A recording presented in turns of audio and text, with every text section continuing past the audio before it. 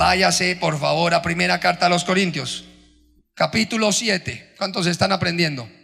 Es interesante. Ahora vamos a hablar, pastor, ¿y qué pasa con las personas que están recasadas en la iglesia? ¿Se van para el infierno? ¿Cuánto les gustaría aprender de eso?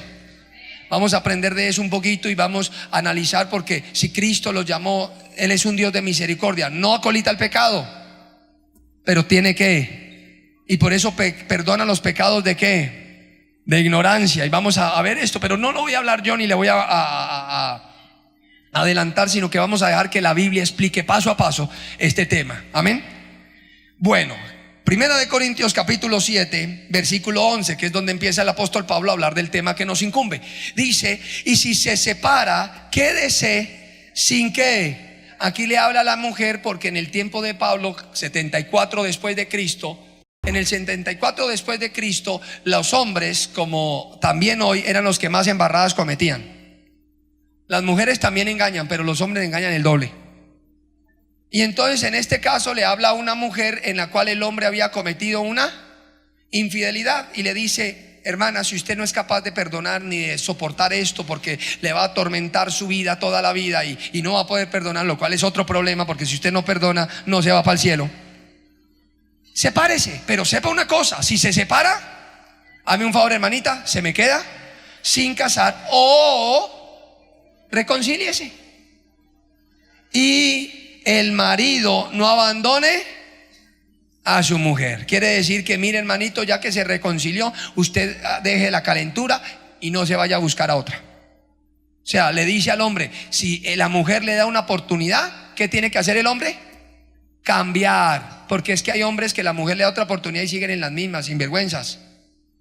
Pablo les dice: hágame un favor, si la mujer se reconcilia, si usted le abre otra vez la puerta de la casa y le empieza a cocinar, hágame un favor y cambie. No siga ¿qué? En las mismas. Esa es la palabra, y en el contexto de abandono. Ahora dice la Biblia: y a los demás yo digo, no el Señor, si algún hermano tiene mujer que no sea creyente y ella consiente en vivir con él, no la que.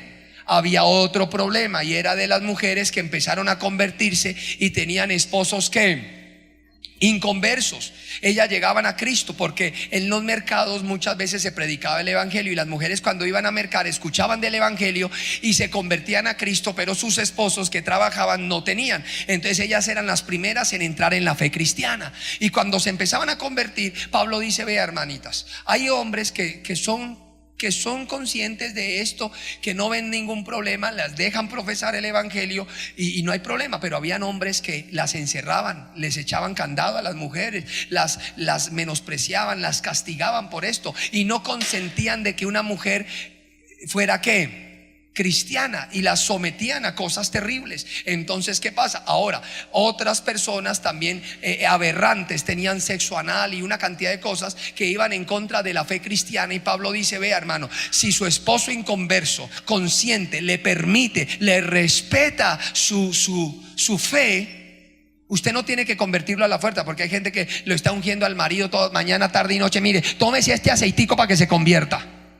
Pablo no dice: vea, gáneselo a la fuerza. Mientras usted sea cristiana, su esposo va a ser santificado, porque va a mirar su ejemplo, porque usted se lo va a poder ganar. Pero escúcheme, si él consiente, no le está diciendo conviértalo. Si él consiente, quédese con él, que Dios es el que hace ¿qué?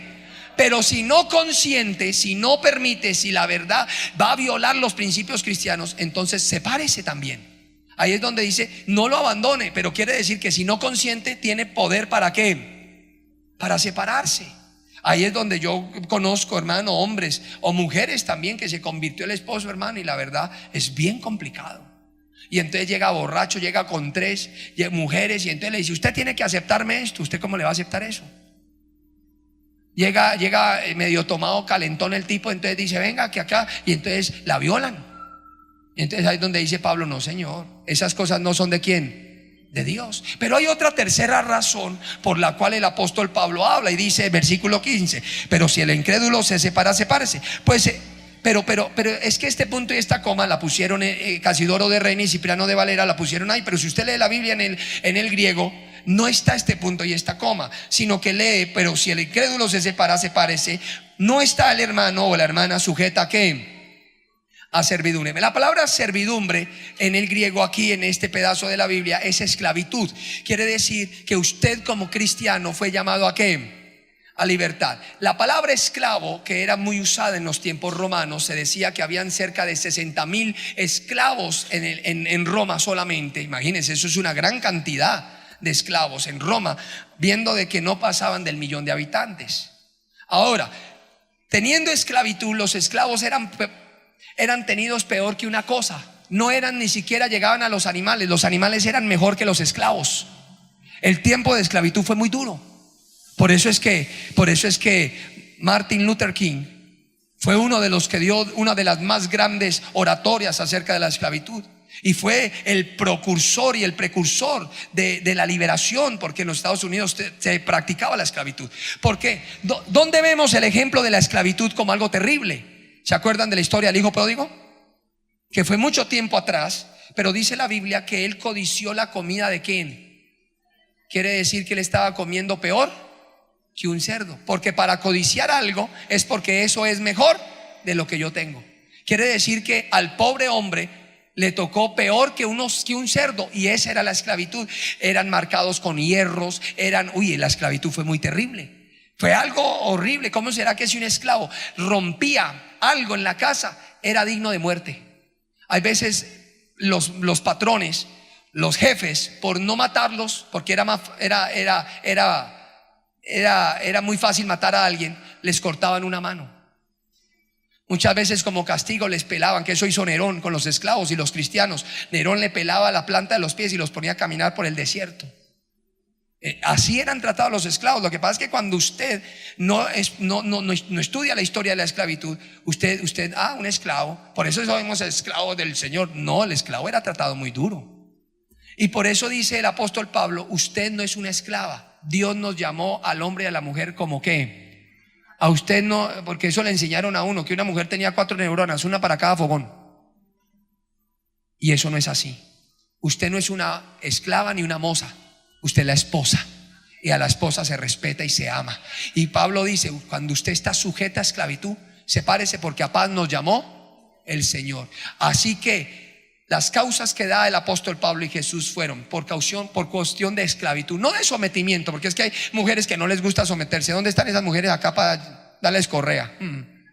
Hay mujeres que son muy fregadas, mujeres que le tiran al marido. Un hermano llegó un día aquí a una consejería: pastor, mire, es que mi mujer me quiere pegar. Y yo, ¿cómo así? ¿Su mujer le quiere pegar? Sí, pastor, mire que no sé qué. Y la hermana vino, porque eran de la iglesia.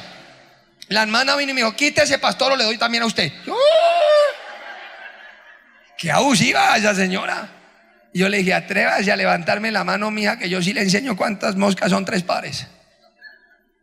Pero qué abusiva ella. Y hay mujeres así, hermano, que no es que sean esclavas, es que no se quieren someter. Yo no sé qué les dieron, si les dieron caldo de murciélago cuando eran chiquitas, y es que le dieron plomo cuando eran chiquitas y las pusieron como los perros Doberman, hermano, pero son muy alzadas. Entonces, y hay hombres que también, hermano, esclavizaban a la mujer y las tenían como esclavas. De hecho, para los musulmanes la mujer es un cero a la izquierda, la mujer es una esclava. De hecho, las mujeres, cuando no les hacen caso a algún musulmán, hermano, les queman la cara para que ellas no puedan, cuando son muy bonitas y ellas medio salen y las mira un hombre, les desfiguran la cara para que no encuentren atractivo alguno, y las dejan como concubinas, ya no son esposas, se consiguen a otra.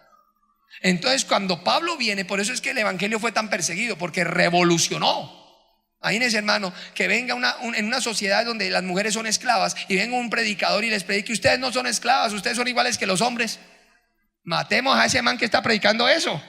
Por eso los apóstoles fueron tan perseguidos, por predicar un evangelio de igualdad de derechos, de igualdad de amor, donde el hombre quiere a su mujer y la respeta, porque son una sola carne. Por eso es que el que peca contra la mujer, contra su propio cuerpo peca, porque Dios las hace iguales. Claro que hay un sometimiento, hay un orden, diría yo, y el orden es que se debe respetar al hombre y se le debe dar la prioridad, pero no porque no sean iguales, sino por el orden de la familia.